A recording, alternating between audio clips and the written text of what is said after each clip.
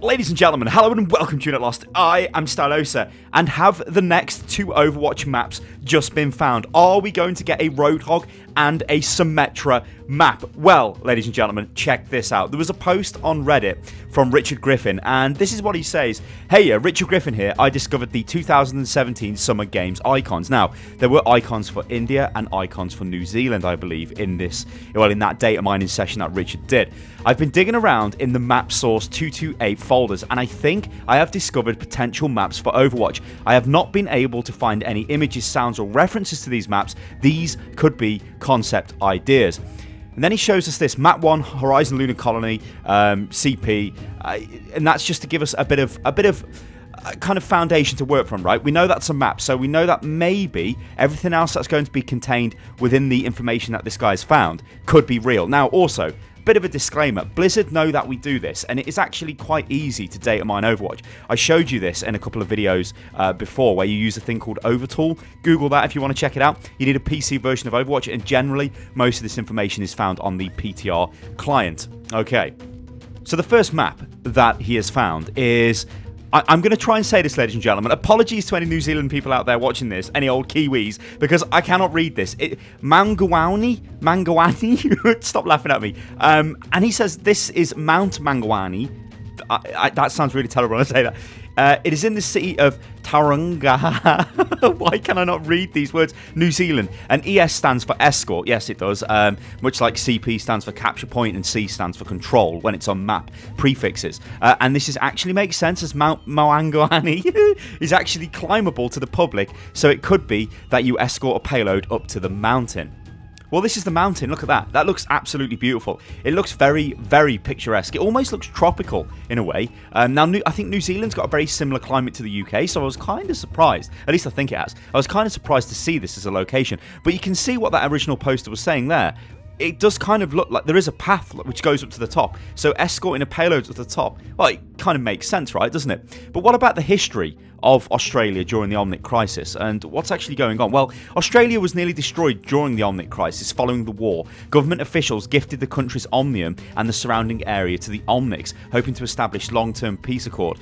This arrangement displaced a large number of the Outback's residents, a scattered collection of survivors, solar farmers, and people who just wanted to be left alone. Furious over the loss of their homes, some of the displaced turned into violent rebellion. They formed the Australian Liberation Front and struck against the Omnium and its robot population to take back their lands. Events continued to escalate until the rebels sabotaged the Omnium's fusion core, resulting in an explosion that destroyed the facility, irradiated the region, and littered the Outback with twisted metal and wreckage for kilometers around. The Outback became unlivable to most, but there were some who survived, calling themselves the Junkers. They scavenged the husk of the Omnium and formed a lawless cutthroat society in its shadows. Now, that's Junkrat and Roadhog. That's where they live, okay?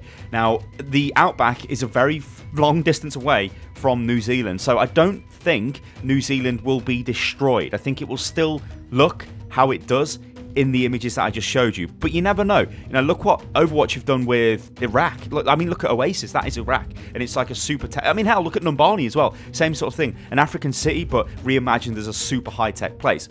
Anyway, this is the location of the map on Google Maps. Now, you can see where this is. It's not in Australia. Sorry, I apologise to any New Zealand people. It's in New Zealand, and it's miles away from Australia. So the Outback, I mean, that's thousands of miles away. It's just, I don't think it's going to be affected by what's gone on with the Omnium explosion, with the fusion core exploding and all of that stuff.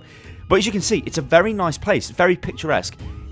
I mean, I think calling it a mountain might be a little bit too much, right? It looks like a big hill to me. I don't know, but it looks decent, right? It looks nice. Obviously, a lot of Overwatch locations are, well, most Overwatch locations are based in the real world. I guess if you count the Horizon Lunar Colony, that's probably not, because, well, it's on the moon, and, well, we don't really have a moon base, but that's feasible, right? It could happen. So you can see this looks like a decent place, a nice place for a decent escort map.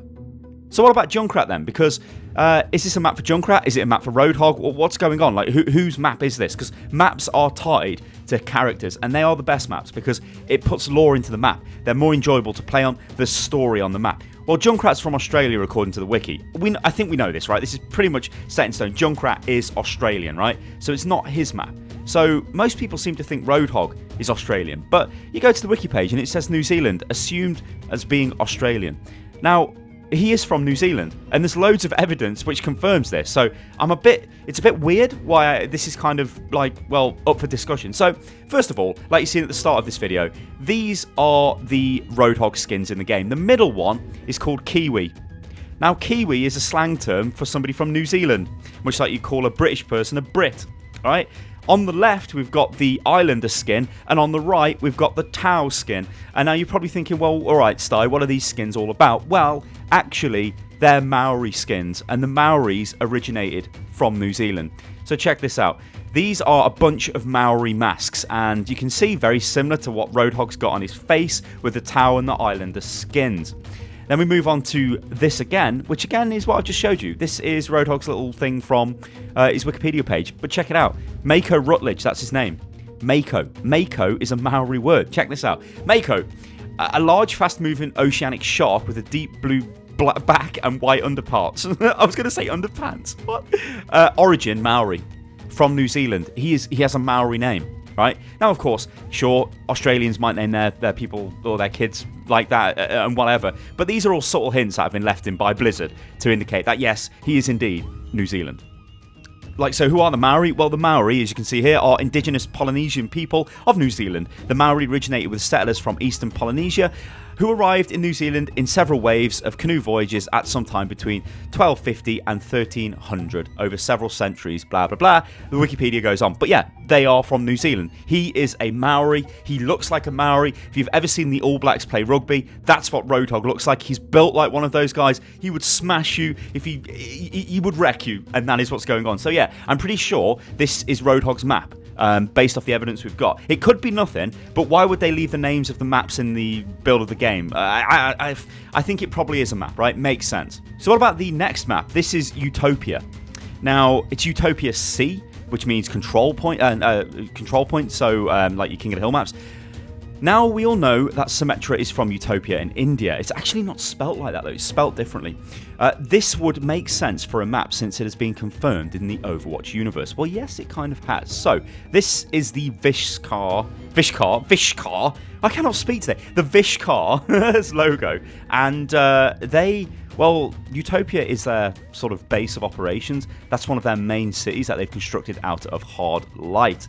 So, Utopaea is a city in India constructed by the Vishkar Corporation after the Omnic crisis, one of many new self-sustaining cities to house the country's displaced population. It was created using radical hard-light technology that enabled its architects to shape the city streets, utilities and living spaces in the blink of an eye. The city's name is likely a play on Utopia. Alright, fair enough. So it looks like that's what this could probably indicate, a Symmetra map. This is an image from the Symmetra comic, which all of this is linked in the description below, guys, if you want to check it out. That's Symmetra using her hard-light, because in the game we only see her constructing turrets, a chair to sit on, and shield generators and the teleporter out of hard light, but she can pretty much build anything. She's essentially an architect who can just construct anything out of hard light.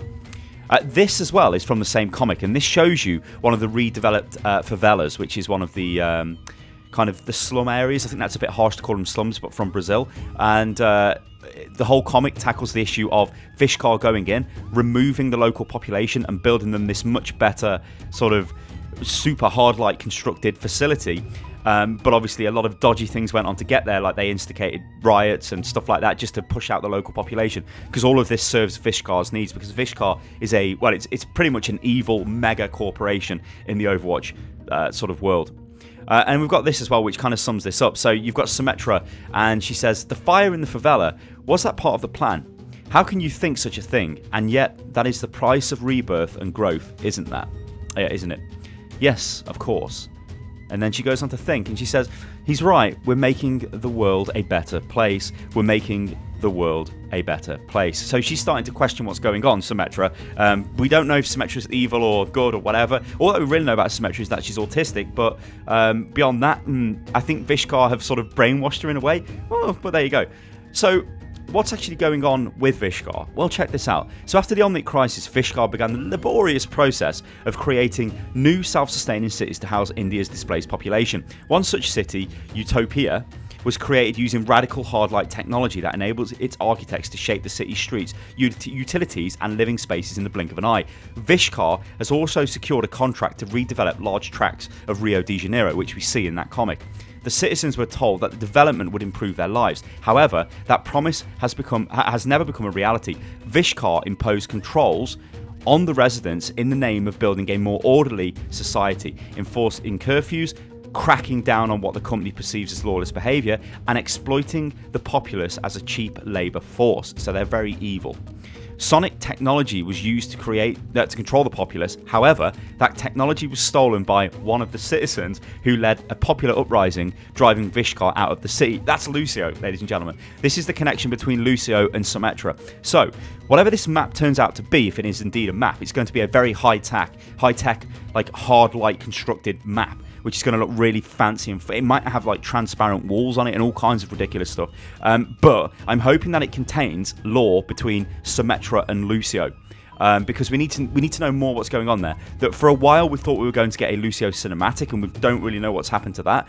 We now seem to think that May's probably the next cinematic, or is it going to be Hammond? Or like, there's so many different things going on in the Overwatch universe. It's very complex and things sort of intertwine together. But this data mining session by Richard Griffin, who posted this on Reddit, is yeah, it's very interesting. Like I said, guys, if you'd like to go and do this yourself, you can Google Overtool and go and learn how to use that. But you need a PC because you have to use the PC version of the game. And typically, this information is found from the Overwatch PTR. So what do you think, guys? Are we going to get a Roadhog and a Symmetra map? Alright, guys, I've been Stylosa, and this is Unit Lost. If you enjoyed the video, then like the video, subscribe to the channel. You can follow me on Twitter, which is @UnitLostGaming, and I'll catch you next time, guys. Toodaloo. Oh, and you can join Discord, which is discord.gg/UnitLost.